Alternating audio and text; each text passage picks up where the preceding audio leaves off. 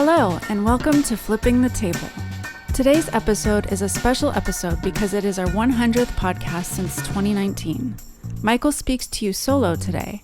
He shares why he remains an optimist about the food system and civilization, despite the fact that 2023 is the hottest year ever in human history, and we are constantly witnessing and experiencing extreme weather events, political chaos, and human conflicts. Here is evidence for believing that humans will survive and thrive into the future because of the work of the Good Food Movement. Enjoy the show. Hello. So today I'm without a guest, but I have some thoughts I want to share about the Good Food Movement on this, our 100th episode of Flipping the Table. Over 5 years, I've had what are, for me, and I hope you too, enlightening conversations with 90 committed individuals who are actively working to improve our world. Some of them I've featured more than once because they're so compelling, thoughtful, and active in critical ways, even when not directly involved in changing the food system. It's these conversations, my work at Roots of Change and with our allies, and my constant consumption of news and information about food and agriculture that shape my views. So as I look back over the last 30 years in the field, I am convinced that I have seen more advances or victories since 2019 than in all the years preceding it. This is why I remain an optimist about our future. The transformation sought is underway and at an accelerating pace. I believe that where food systems go, all systems underlying civilization will eventually go too, because the food system is the base system for any human society. In fact, a food system is the basis for the existence of any and all living species, whether bacteria or human. All species organize themselves to maximize their access to sustenance. I believe this so deeply, I'm writing a book about it. But more on that another time. The pattern of our food system has greatly shaped other systems utilized. Think about energy, water, medical, economic, and governance systems. All are deeply connected and influenced in their structures and services by the food system. Among the greatest focal points of the healthcare system is treatment of type 2 diabetes, a diet-related disease. 80% of fresh water is delivered to agriculture. The food system alone counts for 30% of all the energy humans consume in a year. This is because fossil fuel is the power source behind most fertilizer and all the machinery in the field, in the processing plants and distribution centers. And oil is a key ingredient in the many chemicals used in agriculture. Then there is governance. The Farm Bill's largest component is nutrition benefits. It's about $75 billion a year. This is considered mandatory spending built into the nation's annual budget. And we must not forget, many of the Constitution's framers and 8 of the nation's first 12 presidents were made wealthy by agriculture and enslaved thousands of Africans. They encoded in our social structure and economy a mindset that remains largely intact within the nation. It is the idea of exploiting the resources and labor for maximum profit above all else. Luckily, that mindset is being powerfully challenged and is slowly giving way to a new view in the food system, one that says that food is the foundation of human and ecological health, and it must be made healthy, resilient, and just to protect and enhance humanity's future.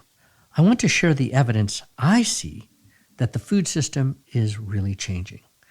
I'll begin with the fact that agriculture, that is the production of food and fiber from the land, is embracing the complexity of nature and the need for ecological and economic diversity and respect and care for the workforce.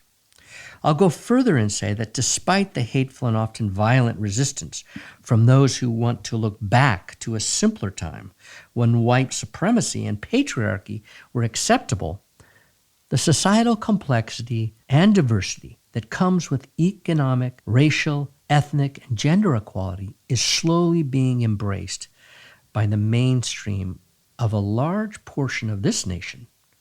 And that trend can be found in food system changes made by both the public and private sectors. Some simple examples of more justice in food systems are that in the last 5 years, farm workers have gained access to overtime and higher minimum wages here in California, something long denied. Some of you may have recently seen that the meat processing corporations in the Midwest got busted and fined for violating child labor laws. Here in California, farm labor contractors and those who hire them are getting hammered for violating worker rights to lodge complaints of abuse, and at the same time, the ag industry in places like Ventura and Sonoma County are protecting workers from lost wages due to heat, smoke, and other extreme disruptions. I see more empathy for the plight of workers emerging, particularly in California. Although government is among the hardest institutions to change, the momentum in policy victories is increasing across the nation related to food access. We now have hundreds of millions in funding for nutrition incentives, school food, food banks, and more. Efforts to expand local and regional infrastructure improvements, reductions in toxic use and exposure, and organic and regenerative farming are all being resourced by improvement in policy. When it comes to economic diversification and infrastructure, interesting things are certainly underway. USDA Secretary Tom Vilsack stated in 2021 that the nation has gone too far in pursuing efficiency by concentration of food processing, and he and the nation are committed to creating food supply chain resilience by investing in diverse scales of processing plants to aid mid- and small-scale producers, providing them better access to markets and revenue. Then, in January of this year, before the Senate Agriculture Committee that's beginning work on the new Farm Bill, Vilsack declared that USDA is dedicated to transformation of the food system by increasing diversity of scales, expanding climate-smart agriculture, and bringing more equity for Black, brown, and indigenous farmers and ranchers. His words are backed by action. You can see it in local, state, and federal governments and how they're investing in food system resilience in ways not seen for nearly 100 years. Since the pandemic, the federal government has invested approximately $100 billion in additional funding into the USDA beyond the 2018 Farm Bill baseline appropriation. A bit of research indicated the following flows. The Coronavirus Aid, Relief, and Economic Security, or CARES Act, brought $49.5 billion to USDA. The American Rescue Plan brought about $40 billion, and the Inflation Reduction Act brought $19.5 billion. So much of that was for food security enhancement through SNAP and other nutrition benefit programs, including urban agriculture, but a large portion has flowed to local and regional food system infrastructure and conservation programs. This includes the $3.1 billion flowing to the 41 climate-smart commodities partnership projects designed to move our agricultural producers into a new paradigm aiming for soil building, carbon capture, water capture and efficiency, and corollary ecosystem services. You can read about Roots of Change's participation in one of these grants in our August 2023 newsletter. ARP Acts also include direct grants to cities, counties, and states, and an impactful portion of those funds have been aimed at local and regional food systems. For example, in LA County, at least $40 million from those two sources have flowed to low-income families as nutrition benefits or incentives for purchasing fresh fruits and vegetables from small farmers selling through farmers markets in the county. Similar programs are found across the nation.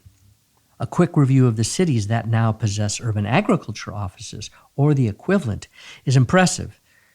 In a simple 5-minute Google search, I found them in San Francisco, New York, Chicago, Cincinnati, and Kansas City. Like California, many states, including Texas and New York, have state-funded urban agriculture programs. And the USDA's urban agriculture programs, combined with these local and state efforts, are essential to increasing the ubiquity of robust urban agriculture sites. And this is important. By 2021, 20 of the nation's states had enacted some kind of healthy soils program like California's done. Between federal and state investments, these incentive payments to farmers and ranchers to build healthy soil is certainly over $3.2 billion and growing. Many will say that, oh, well, this is just the left coast, California. And it's true, but this state is a bellwether.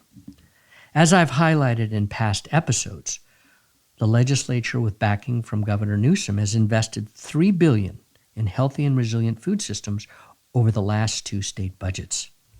Today, the legislature is now considering a request for nearly $4 billion in bond funding for farm worker housing, healthy food access, infrastructure, and climate-smart farming. The Food and Farm Resilience Coalition, of which Roots of Change is a part, seeks to have that bond request placed before the voters in 2024. So far, the legislature is saying yes, and with no opposition from the governor.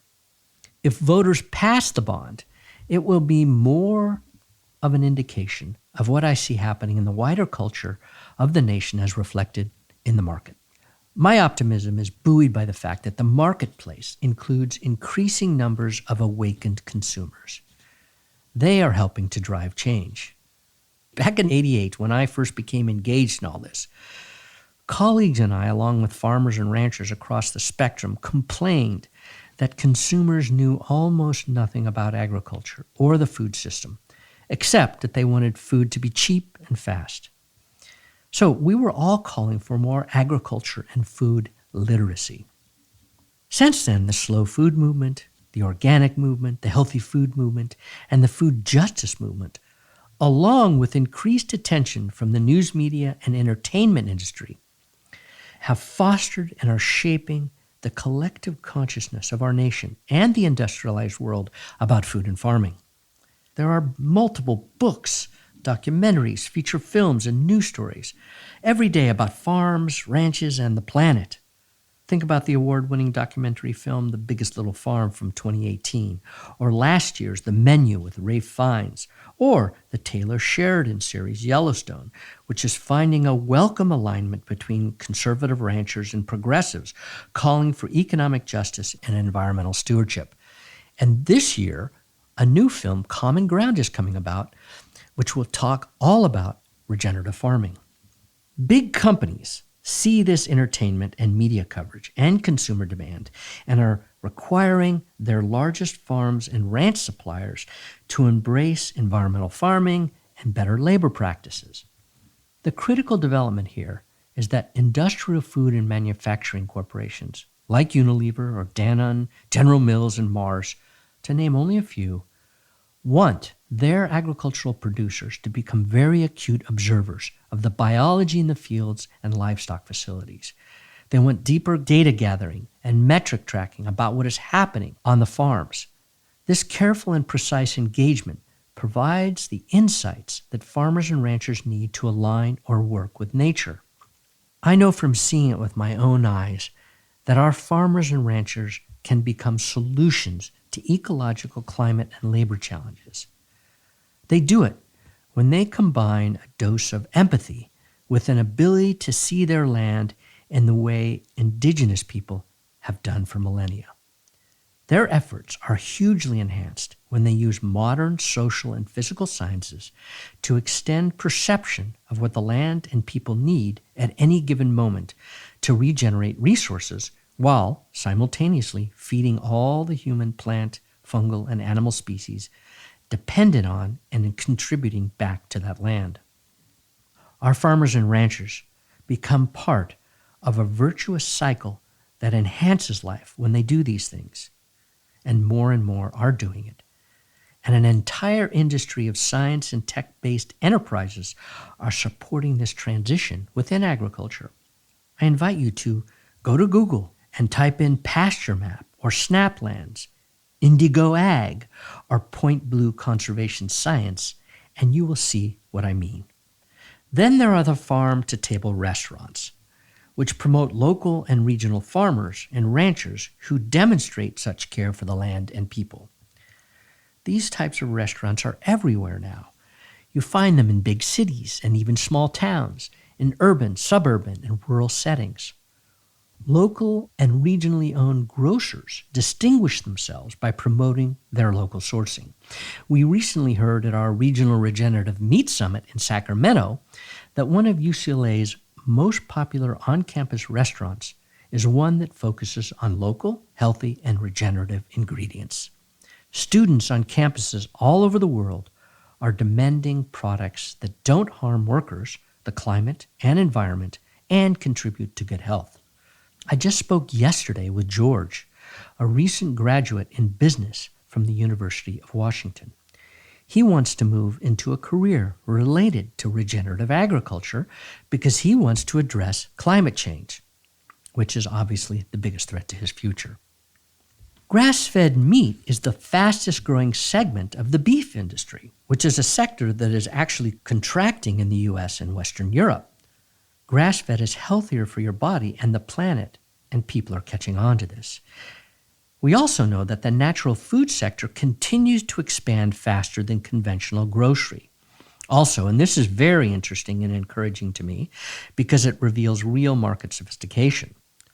The mythologies around alternative and cell-grown meats are being exposed and discussed.